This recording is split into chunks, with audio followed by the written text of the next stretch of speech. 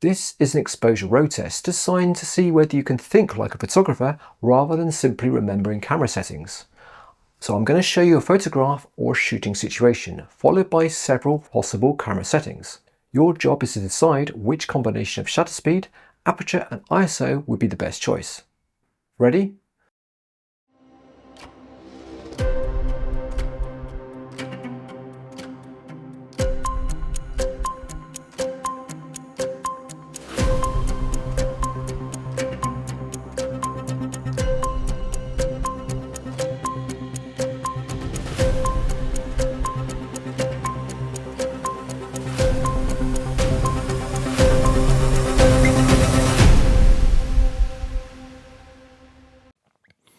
Let's go through the answers why it's B.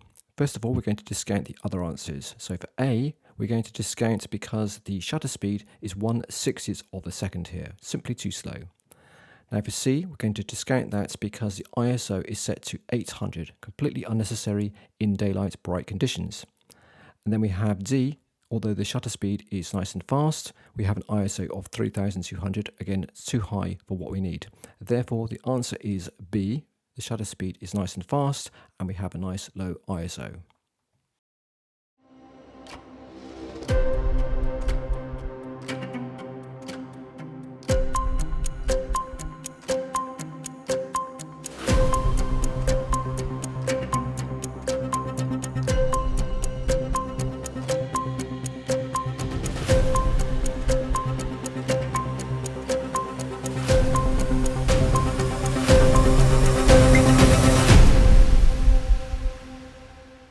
Let's go through why the answer is D in this case by eliminating the other answers. So for A, we have a shutter speed of 500, but the aperture here is set to f11, which is not going to give you a nice blurred background, so we discount that.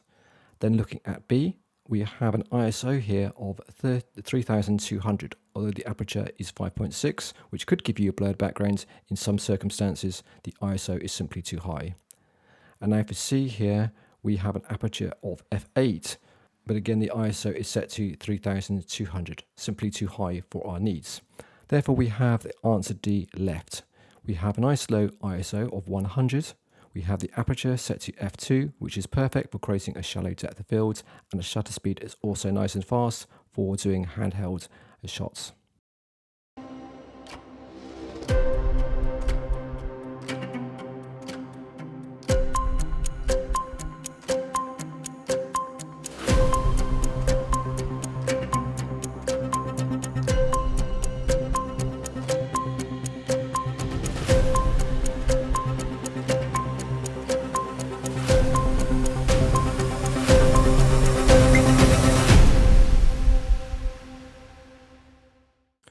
The answer is C, so let's eliminate the other answers. For A, we have an aperture of f2. Now our aim is to have sharp front and back focus, and f2 is going to give us too much blur in the background. For B, we have an ISO of 1600 and also a very slow shutter speed of half a second, so we can eliminate that. And then we have answer D. The aperture is simply too small and completely overkill for our needs, and our ISO is set to 800. We want a nice low ISO to keep the quality. Therefore, the answer C is correct because we have an aperture of f8, perfectly in between, for keeping sharp and back focus, and we also have a nice low ISO to keep the quality, and the shutter speed is also good above handheld shake.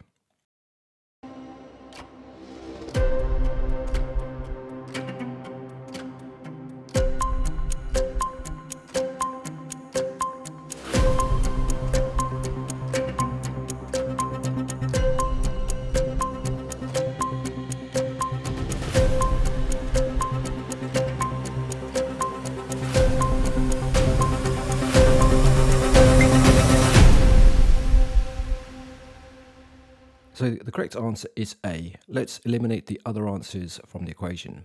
So B, we have a shutter speed of 1/125 per second. That's simply too slow to capture the child jumping. And that's true for answer C as well. Again, it's too slow a shutter speed. Answer D has a good shutter speed, but the ISO is set to 3200, but completely overkill for our needs. Therefore, we have a shutter speed of 1000 in answer A, a good aperture of f4, and also an ISO set to 400. So we're going to go with answer A.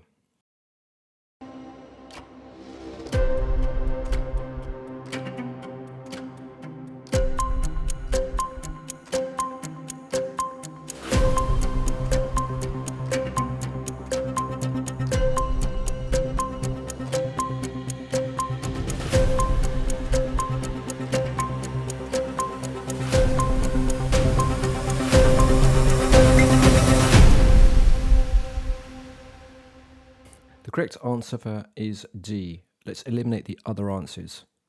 First of all, let's eliminate B because the shutter speed is set to 1/1000th of a second, which is simply too quick to be able to blur the water. And that's also true for C as well. 1/30th of a second is also still too quick to be able to blur the water. We have answer A here is 2 seconds. The aperture is set to f22, more than we need for our actual waterfall. And the shutter speed is 2 seconds, which is going to create some blur, but not as good as answer D, which is set to 4 seconds. The ISO is good, and the aperture is set to a medium sensible f8.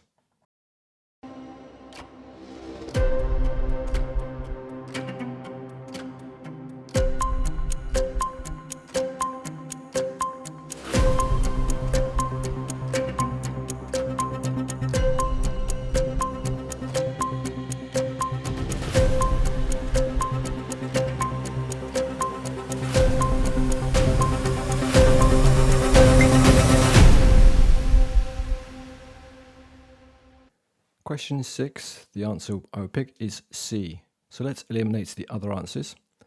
Answer A is simply too slow a shutter speed because we are hand holding this. Therefore, we can eliminate answer A. Eliminate B because the shutter speed is 1/2000, which means we're not going to bring in the actual nice colours of the sunset at all. Then we have answer D, and the aperture is 2.8, which is just not enough to be able to give nice front to back depth of field. Therefore, we're going to pick answer C, which has a good shutter speed for hand holding, a good aperture for f8 for front to back sharpness, and also a reasonable ISO.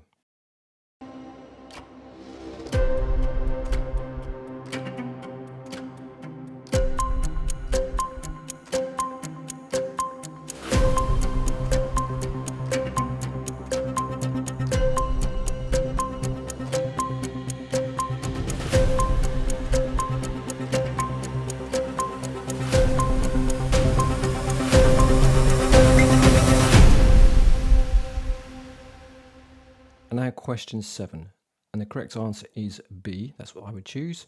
Why not A, C, and D? Well, let's go through them.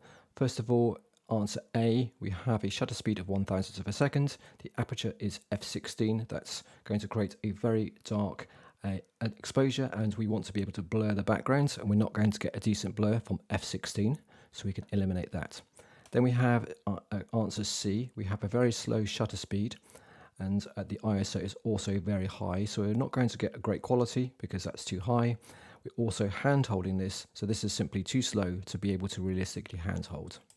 Then we have answer D here. We also have a f11 is not going to create a good enough blur for our bokeh. Therefore, we would pick answer B, which has a good shutter speed. You're able to hand hold it at 1/100th of a second, just about. The ISO is set to fairly low, 400, and the aperture, more importantly, is set to 2.8.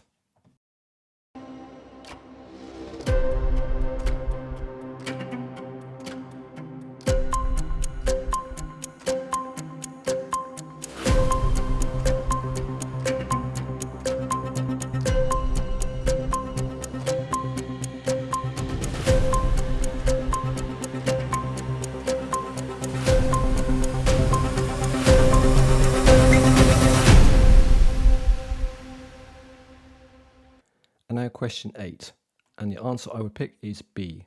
So let's eliminate the other answers.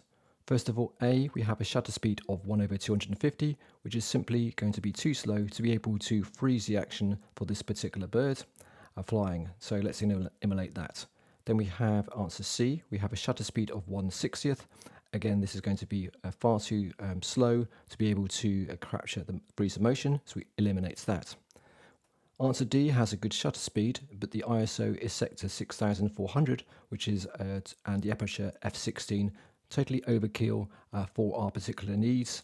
So we're going to eliminate that from the equation, which gives us a answer B. We have a shutter speed of 1/4000, a very good shutter speed for capturing of the action, and the aperture and ISO are set to a reasonable in the middle of the road settings. So I would pick answer B.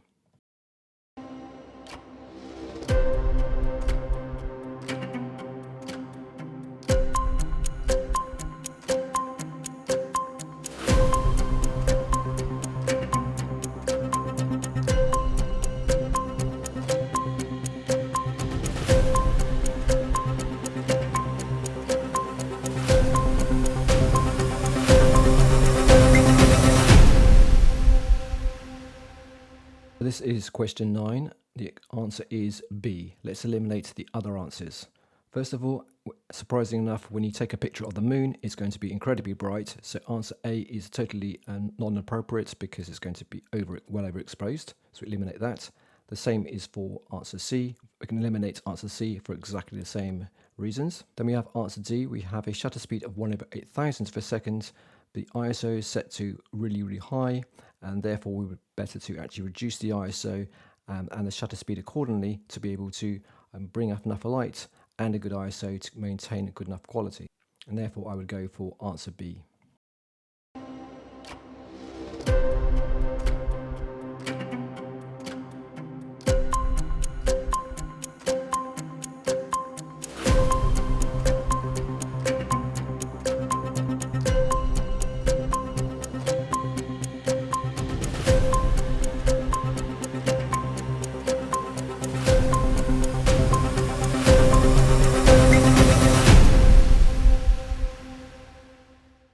And now question 10, I would pick the answer D. Why not A, B and C? Well, first of all, the shutter speed of 1/1000 of a second is going to be simply too fast to be able to get nice colours for the fireworks, and also the ISO is set to 3200 and the aperture is also inappropriate, so I'm going to knock out A. Then we have B, the aperture is just simply too low for this, and also the shutter speed is 8 seconds, which is probably more than too much to be able to capture the shutter speed. We're going to get far too much blur on that, and it's going to look a bit of a mess. Plus the ISO is set to 6400.